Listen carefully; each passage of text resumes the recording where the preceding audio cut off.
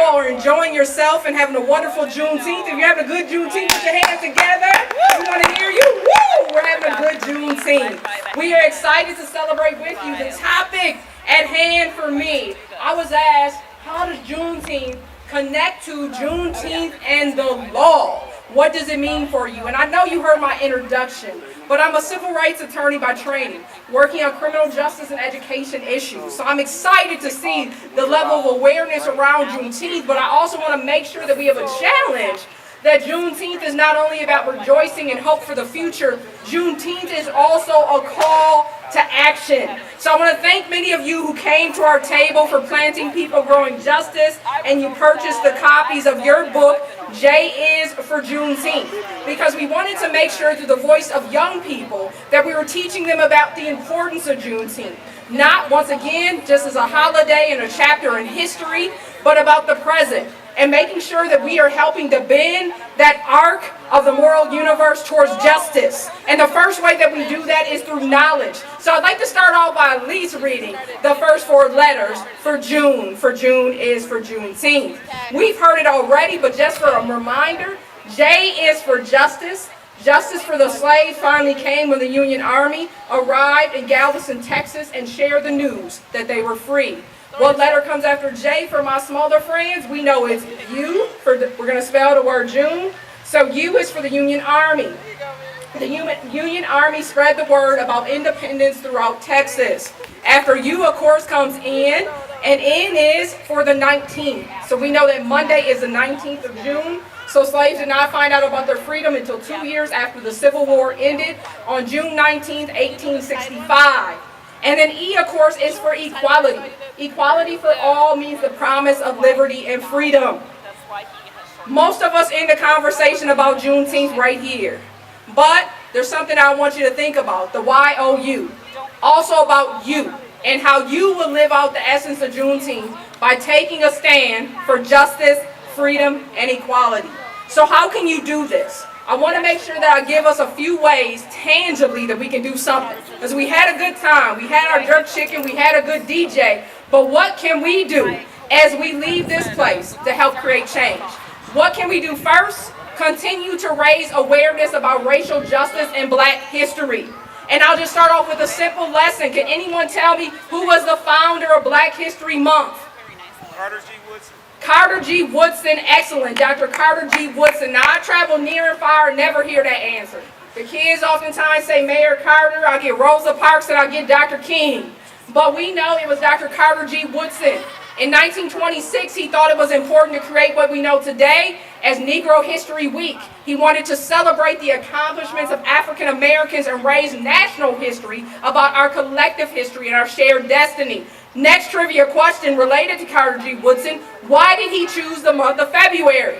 Now, when I quote and post Carter G. Woodson during the month of February, my comments get live. People get excited. They say the month was chosen by the government because it's the shortest month of the year and it was a slight and was meant to be disrespectful.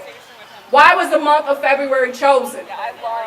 For Dr. Carter G. Woodson, he chose the month of February because it represented the birth month of two of his heroes. Any guesses of who they are? Frederick Douglass and President Lincoln. Both born during the month of February. So don't worry, my brothers and sisters with a little more melanin in your skin. It wasn't meant to be a slight. It was meant to celebrate the people who inspired Dr. Carter G. Woodson. Last but not least about Carter G. Woodson, there is a statue dedicated to his work in Washington, D.C., but more importantly, his work has a legacy. So remember I said, this portion of the presentation, our time together in this conversation, is about you. Carter G. Woodson looked ahead for the future for you and I. And he created an organization called ASALH, the Association for African American Life and History. You can still become a member today and get involved and help to bring more education around Black history and American history. Next up, you're doing it already, but don't leave until you do a little more. Go a step further. The next step on leading and about you in Juneteenth is supporting Black-owned businesses. Why is this important? Less than 3% of the businesses in America are Black-owned businesses. In addition to only being a fraction, because our representation is 12% of the population, so 3% versus 12%, The other thing that you want to think about as it relates to black-owned businesses, they have the greatest struggle because they are undercapitalized, meaning not having the resources to only get started, but to scale and grow. You can change that today. If you got dollars, you can make it make sense today, supporting all of the vendors here. And more importantly, for the African American community, just a reminder, what is our buying power? Is it in the millions? Is it in single dollars? What is our collective buying power? Collectively, we have a buying power greater than any nation in the continent of Africa. What is that number? 12% represents us, correct? And if we bring that 12% together collectively, we have a buying power of $1.4 trillion. Aha! So it means then, even if we came together $1 a day on a movement here in America, we could revolutionize our own communities and the greater African diaspora. Next up, my challenge is, I already talked about put our money where our mouth is. I talked about raising awareness, but I also want to talk about another legacy for change. Getting proximate to the issues. That's what Brian Stevenson, the founder of Equal Justice Initiative, talked about. How can we go from saying, ooh, isn't that a shame what I saw on the news last night? Isn't that just too bad? To saying that change is within our hands. I had the opportunity to travel around the world asking tens of thousands of people, what is in your hands to make a difference in the world? I think it was the most powerful question that I was ever able to raise, yes, through the TED Talk, but in stages and places and parks and everything else, asking that question. Because change is not something that will happen at the wheels of inevitability. Change is something that we build individually and collectively. So by being proximate to the issues, do you know the issues in our own local community? You all got me over here from Rondo, so I crossed Lexington a little bit to come here. Our Rondo history is not just Rondo history by itself. If you're not familiar, a little TikTok moment on what Rondo means to me. Rondo means 5 generations of my family growing up and living on the sacred ground.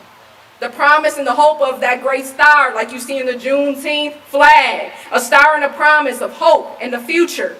But unfortunately, in 1956, everything changed with the Federal Interstate Highway Act. A highway, I-94, that we all use all the time, went through the heart of our community. And oftentimes they tell us to forget, and the past doesn't impact the present. Oh, we cannot forget. Why is it we cannot forget? Because we've never been reconciled and made whole. That's the first step to accountability. So the reality of it is, at its peak, our Rondo community had over 400 black-owned businesses. Less than a dozen today, and please make sure you're supporting the one right in front of me, Lip Esteem. That is a Rondo business. So when we think about the work in particular, it meant not only did we lose our businesses, we also lost the promise of the American dream because we lost our land through the power of eminent domain. Now I know some of you want to get smart on it and say, well, eminent domain is law. It means the reasonable, fair value and price of your home. If that was true, I wouldn't be standing here today. We did not get the reasonable and fair value of our homes. Why am I bringing this up? Because when we get proximate to the issue, we raise our consciousness and we connect it with our hands in taking action. So why did I become an attorney?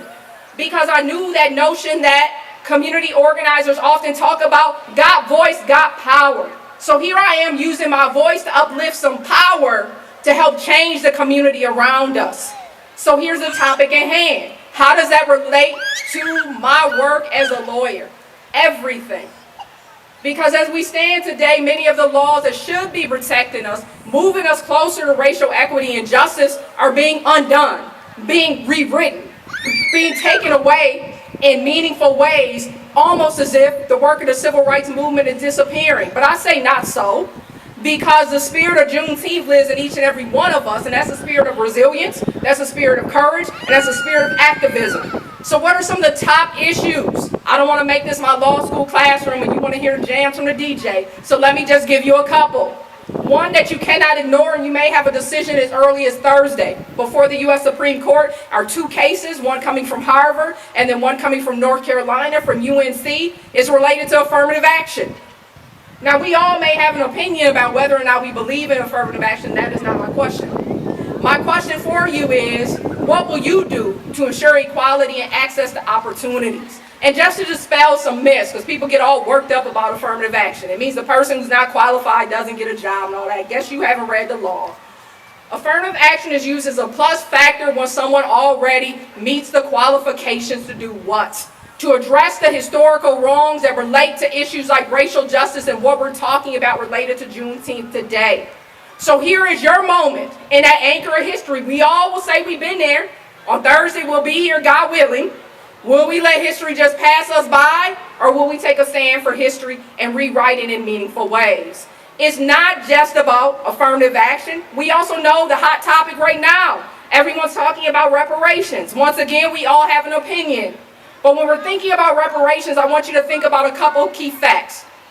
That based upon research, that it will take just a few years, just a few decades to bridge the racial wealth gap. Can anyone tell me how long it's going to take based upon research? 200 years. 200 years, a little bit higher, depending on which study you look at, 240 to 228 years. But for me, I would say, why can't we change that right now? We have the tools, we have the strategy. But once again, unless we ask that question, what's in our hands to make a difference in the world, we will miss these opportunities of law and policy transforming and changing, but not moving in the direction of justice and equity. So when I think about Juneteenth, and what I'll leave you with, that Juneteenth is about you and I. Juneteenth is about raising our consciousness. Juneteenth is about finding unity and supporting each other. But more importantly, Juneteenth is about the courage of the American dream. That we will see manifested a dream that Dr. King talked about, that Malcolm X talked about, that Rosa Parks talked about. They all were saying the same thing. A dream where justice will reign supreme. So here we go. The anchors are our shared humanity and our common destiny.